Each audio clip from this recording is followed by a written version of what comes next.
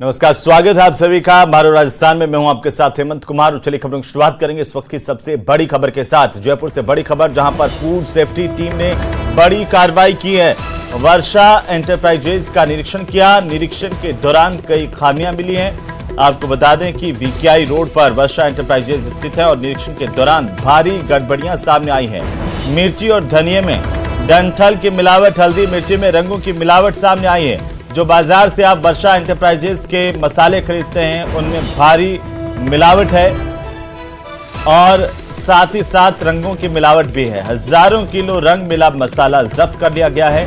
खाद्य सुरक्षा के अतिरिक्त आयुक्त पंकज ओझा के नेतृत्व में ये कार्रवाई की गई है।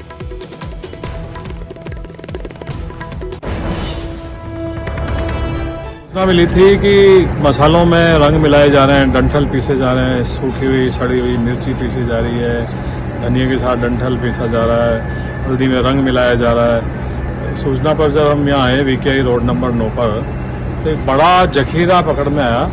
19,500 किलो मसाला यहाँ पीसा जाता है और कई लोग आते हैं और लेके जाते हैं। खुले में मसाला बेचना वैसे भी गलत है, तो इसको आज कार्रवाई कर रहे हैं और 19,500 किलो हमें ये सारा सामान यहाँ मिला। मिलावटी मसाला जब्त किया गया है। ज्यादा जानकारी के साथ में हमारे सहयोगी सौरभ गृहस्थी फोन लाइन पर जुड़ चुके हैं। सौरभ, कैसे ये बड़ी कार्रवाई की गई, अभी क्या अपडेट है?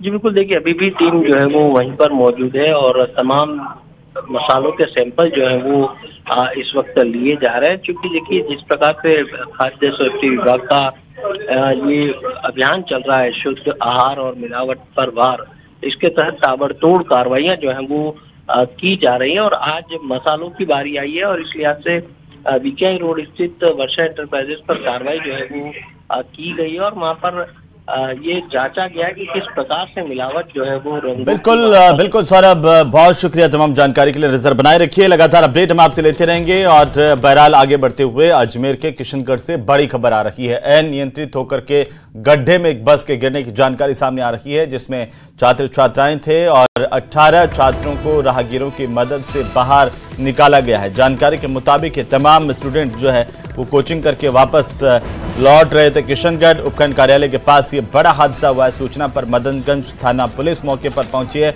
अभिभावकों ने बस संचालक पर गहरी नाराजगी भी प्रकट की है। मामले की जांच पड़ताल में पुलिस जुटी हुई है। बहरहाल आपकी टीवी स्क्रीन पर इस सड़क हादसे के बाद की सबसे पहली तस्वीरें, सबसे पहले सबसे तेज न्यूज 18 राजस्थान पर आप देख पा रहे हैं।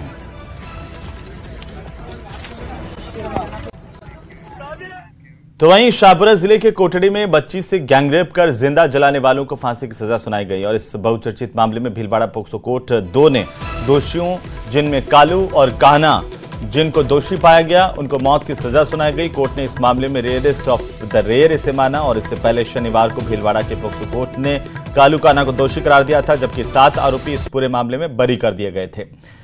अब दोनों दोषियों को फांसी की सजा कोर्ट ने सुनाई है। मृत्युदंड दिया गया है। बहरहाल ये कम समय में, रिकॉर्ड समय में पुलिस की तरफ से भी जो कार्रवाई त्वरित गति से की गई थी और पूरा का पूरा जो कोर्ट का प्रोसीजर है, चालान पेश करने से लगा करके ट्रायल तक, उसमें महत्वपूर्ण भूमिका रही पुलिस की और सरकारी वकील की, जिसकी वजह से ये जो दोषी हैं वो मृत्युदंड उनको मिला है। संपूर्ण न्याय समाज का, जगत का आभारी हूँ कि जो आज इस केस में 2 मुलजिमान थे जिन्होंने गैंगरेप किया था और मर्डर किया था। उन दोनों मुलजिमान कालू और कान्हा को मृत्यु दंड के दंड से दंडित किया गया। इसलिए मैं पूरे न्यायपालिका का, न्याय समाज का आभारी हूँ और विशेष तौर से न्यायालय आभारी हूँ, पूरी तरह से आभारी हूँ। दोनों मुलजिमान को, कालू और कान्हा को मृत्यु दंड के दंड से दंडित किया। इसको दुर्लभतम से दुर्लभतम माना है। जिस तरह से बच्ची के साथ रेप किया और मुलजिम कालू ने रिपीटल रेप किया, एक बार नहीं 2 बार रिपीटल रेप किया है कालू ने, और कान्हा ने रेप किया है, गैंग रेप किया, सामूहिक बलात्कार किया है। त्यारन भाषी मिलने सविशाजी मलगी से हमारी बेटी ने आज भगवान दरा दीवान भाषी आज कोर्ट दे दी, हमारी बेटी न्याय मिल गया। आज सुबह इसी चैनल पे आपने कहा था कि बेटी को फांसी, बेटी के हत्यारों को फांसी मिलनी चाहिए। आप खुश है, न्याय मिल गया आपको? हाँ मिलगी से आज हत्यारा को न्याय आज खत्म हो गया। 10 महीना दुखी हो रहा है, आज मिली मन शांति, बेटी नहीं शांति आज मिली, मानी आज मिली। हत्यारा को फांसी मिली थी, मानी शांति मिली, बेटी की जीवनी शांति मिली। हमारी बेटी को न्याय मिल गया और फांसी लगी है हत्यारों पे और बेटी को शांति मिल गया, मेरे को भी शांति मिल गई। धन्यवाद तो पूरी समाज का देता था, पूरी कोर्ट को देता था, सबको देता, पूरी पुलिस को। तुझी माँ को हुई हो, माँ के मुंडा को कहाँ से खाई गया हुए, पूरी समाज दी दो साथ, सरकार दी दो साथ, पूरा ही वकील दियो साथ, सीधी बेटी न्याय मिली। मन की मग आदमी की नो मगर को कोर्ट से खाई गया हुए, माँ का मन की हुई कौन। आज माननीय न्यायालय ने उन 2 दरिंदों को फांसी की सजा सुनाई है जिन्होंने कांग्रेस पार्टी के राज में आज से 9 महीना पहले एक 15 साल की बेटी के साथ गैंगरेप किया। गैंगरेप करने के बाद उसको टुकड़ों में काटकर जलती हुई भट्टी में जला दिया। कांग्रेस पार्टी के राज में ये आए दिन घटित होने वाली घटनाएं थी। आज भजनलाल शर्मा जी का भी साधुवाद, जिनकी सरकार ने इतनी शानदार पैरवी सबूतों के साथ कोर्ट में की और इतने कम समय में ऐसे दरिंदों को फांसी की सजा मिली है। तो वहीं किर्गिस्तान के मुद्दे पर मुख्यमंत्री भजनलाल शर्मा ने सोशल मीडिया पर पोस्ट की है और लिखा है कि किर्गिस्तान में फंसे राजस्थानी छात्रों की सकुशल स्वदेश वापसी की दिशा में उच्च आयोग के अधिकारियों के साथ सभी छात्रों की सुरक्षा के विषय में मुख्यमंत्री कार्यालय के उच्च स्तर के अधिकारी निरंतर संपर्क में हैं। सभी छात्रों के सुरक्षित होने की जानकारी प्राप्त हुई है। ये मुख्यमंत्री भजनलाल शर्मा की तरफ से अपने ट्विटर एक्स हैंडल पर लिखा गया और साथ ही लिखा गया कि प्रत्येक छात्र की सुरक्षा और सकुशल वापसी के लिए हमारी सरकार हर स्तर पर निरंतर प्रयासरत है। किसी प्रकार की सहायता हेतु किर्गिस्तान उच्चायोग की ओर से एक हेल्पलाइन नंबर जारी किया गया। हेल्पलाइन नंबर जो है अब वो भी दिया है, मुख्यमंत्री की तरफ से लिखा गया है 996555711041 यानी कि 996555710041। ये हेल्पलाइन नंबर जो जारी किया गया है।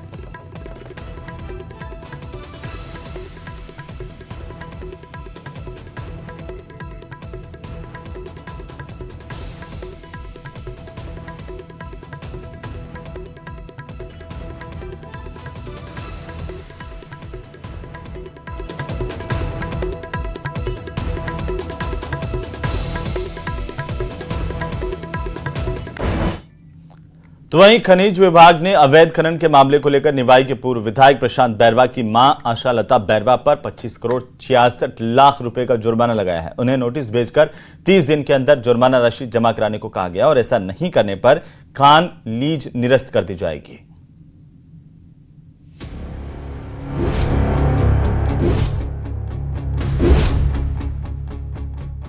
प्रशांत बैरवा की मां को खनिज विभाग का नोटिस।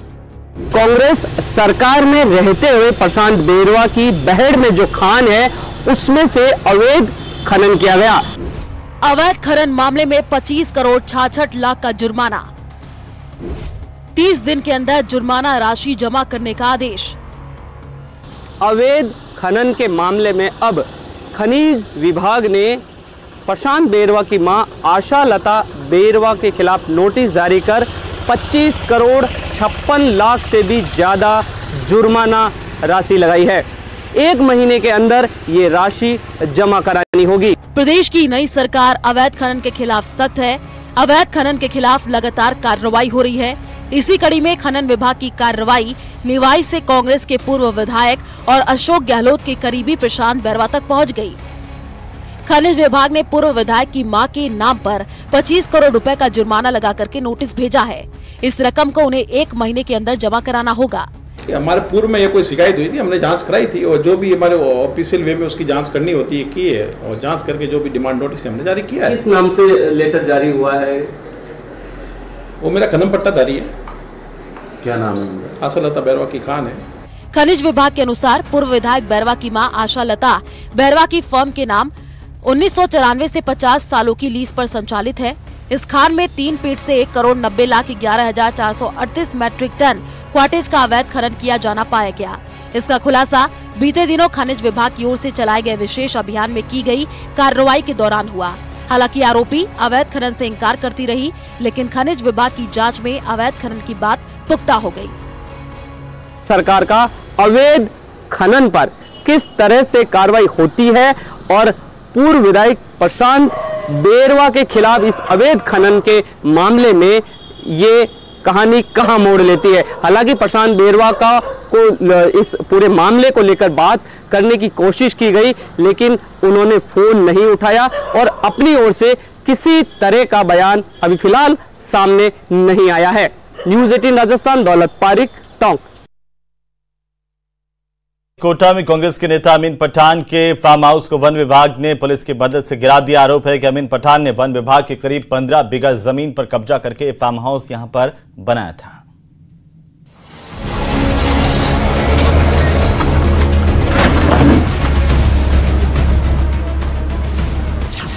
अमीन पठान के फार्म हाउस पर चला बुलडोजर। वन विभाग ने पुलिस की मदद से की कार्रवाई।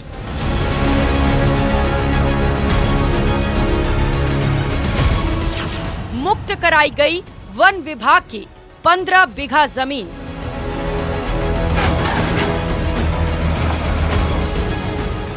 चारों तरफ बिखरा पड़ा सामान और मलबा। कोटा के अनंतपुर इलाके में इस जगह पर कभी कांग्रेस नेता अमीन पठान का फार्म हाउस हुआ करता था, लेकिन वन विभाग ने कार्रवाई करते हुए अमीन पठान के फार्म हाउस को गिरा दिया। आरोप है कि अमीन पठान का ये फार्म हाउस वन विभाग की 15 बीघा जमीन पर अवैध कब्जा करके बनाया गया था। अचानक हुई इस कार्रवाई से पूरे इलाके में हड़कंप मच गया। कांग्रेस नेता अमीन पठान के फार्म हाउस पर चला है पीला पंजा। 15 बीघा वन भूमि पर यह अवैध कब्जा हो रखा था, अतिक्रमण हो रहा था और इस पर बड़ी कार्रवाई की गई है कोटा पुलिस की तरफ से, फॉरेस्ट डिपार्टमेंट की तरफ से। और देख सकते हैं ये लवाजमा, जिस भारी लवाजमे के साथ में इस पूरी बड़ी कार्रवाई को यहाँ पर अंजाम दिया गया है। सुबह 6 बजे इस पूरी कार्रवाई को शुरू किया गया और करीब 5 घंटे तक ये कार्रवाई चली, जिसके बाद में अब ये कार्रवाई लगभग फिनिशिंग मोड पर है। जानकारी के मुताबिक फरवरी और मार्च महीने में अमीन पठान को नोटिस भी जारी किया गया था, जिसके बाद अब कार्रवाई को अंजाम दिया गया। ये बात भी निकलकर सामने आ रही है कि इससे पहले मार्च महीने में भी टीम कार्रवाई के लिए गई थी। इस दौरान पुलिस को अमीन पठान और उनके सहयोगियों के विरोध का सामना करना पड़ा, लेकिन अब हुई कार्रवाई के दौरान विरोध नहीं हुआ।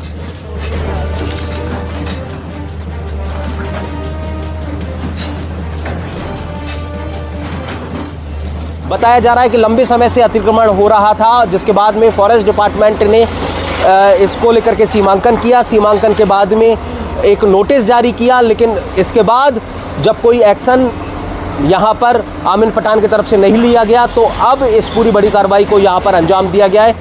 विधानसभा चुनाव में टिकट न मिलने से नाराज होकर अमीन पठान कांग्रेस में शामिल हुए थे। वसुंधरा राजे के करीबी माने जाते हैं। वो कांग्रेस के प्रदेश महासचिव भी हैं।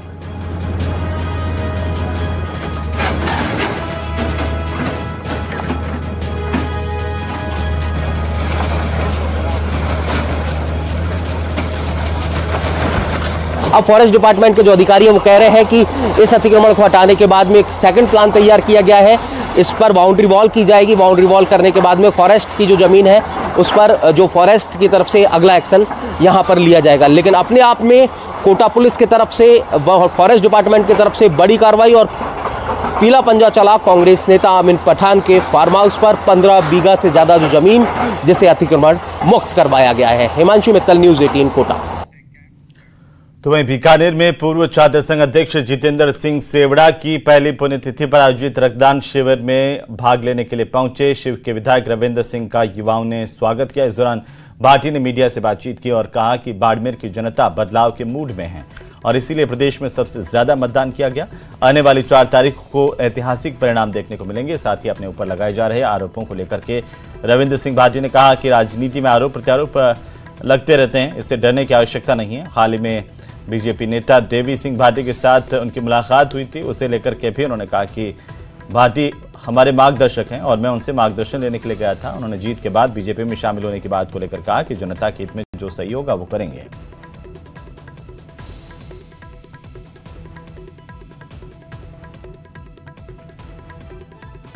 इस तारीख को होने वाले इस मतदान में बढ़ चढ़ कर हिस्सा लिया है। आप देखेंगे कि राजस्थान में सबसे ज्यादा पोलिंग अगर कहीं हुई है तो बाड़मेर में हुई है और बाड़मेर की जनता ने इस बार बदलाव का फैसला लिया और 4 तारीख को ऐतिहासिक परिणाम हम सभी के सामने आएगा। आरोप प्रत्यारोप चलते रहेंगे, राजनीति का ये हिस्सा है। हमें जनता के बीच में रह के काम करना है।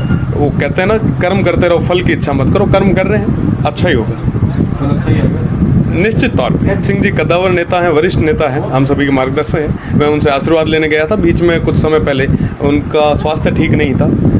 राजनीतिक गलियारों में चर्चाएं चलती रहनी चाहिए। तो वहीं प्रदेश में झुलसाने वाली भीषण गर्मी का दौर चल रहा है और हीट वेव और भीषण गर्मी का दौर एक सप्ताह तक और जारी रहेगा। कई जिलों में पारा 45 डिग्री के पार चला गया। जयपुर में पारा 45.9 डिग्री सेल्सियस तक पहुंच गया है, जबकि बीकानेर संभाग में तापमान 45 से 46 डिग्री तक दर्ज किया गया अधिकतम तापमान। और मौसम विभाग की ओर से गंगानगर, हनुमानगढ़, सीकर, जयपुर, टोंक, पाली, राजसमंद, जालोर और झालावाड़ में येलो अलर्ट जारी किया गया गर्मी को लेकर, जबकि बीकानेर, नागौर, झुंझुनू, अलवर, भरतपुर में ऑरेंज अलर्ट जारी किया गया है। तो साथ ही प्रदेश में भीषण गर्मी के दौर के चलते जनजीवन प्रभावित हुआ है। आसमान से आग बरस रही है, लोगों का हाल बेहाल है। लू के थपेड़ों से सड़कों पर सन्नाटा है। गर्मी से बचने के लिए लोग तरह तरह के जतन करते हुए देखे जा सकते हैं। जरूरी काम से ही लोग घरों से बाहर निकल रहे हैं। वहीं ठंडे पेय पदार्थों का सेवन करते हुए भी देखे जा सकते हैं। मौसम विभाग के मुताबिक अगले कुछ दिनों तक गर्मी से राहत की उम्मीद नहीं है। जयपुर में भी अधिकतम तापमान 45.9 डिग्री सेल्सियस रिकॉर्ड किया गया है। कई जिलों में पारा 43 से 45 डिग्री के बीच रहा है। जोधपुर, चित्तौड़गढ़, हनुमानगढ़ की तस्वीरें हैं, जहां पर जोधपुर में, मारवाड़ में भी भीषण गर्मी लोगों को परेशान किए हुए हैं। तो चित्तौड़गढ़ और बाकी जगहों से भी इसी तरह की तस्वीरें सामने आ रही है। मसलन हनुमानगढ़ में भी पारा जो है वो लोगों को परेशान किए हुए हैं। और ऐसी सूरत में तेज गर्मी के चलते लोग जो है वो गन्ने के जूस से लगाकर शिकंजी और पेय पदार्थों का सहारा लेते देखे जा सकते हैं।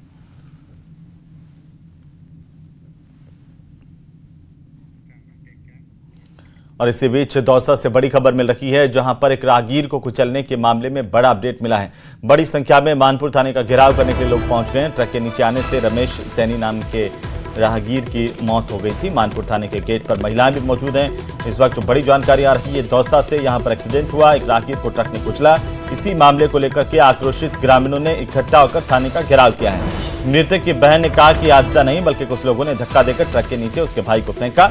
मानपुर थाने का बड़ी संख्या में घेराव करने के लिए लोग पहुंच चुके हैं। मानपुर थाने के गेट पर बैठकर महिलाएं इस वक्त विलाप करती हुई नजर आ रही हैं। मानपुर चौराहे के समीप ट्रक के नीचे आने से रमेश सैनी की मौत हो गई थी। इसी मामले को लेकर अब आक्रोश देखने को मिल रहा है। बड़ी तादाद में लोग थाने के बाहर जमा हैं, प्रदर्शन जारी है। तो लोग इस पूरे प्रकरण को लेकर के निष्पक्ष जांच और न्याय की मांग कर रहे हैं। परिजनों ने आरोप लगाए हैं कि यह हादसा नहीं, हत्या है। कुछ लोगों ने जबरन उसे ट्रक के नीचे फेंका और उसे मौत के घाट उतार दिया।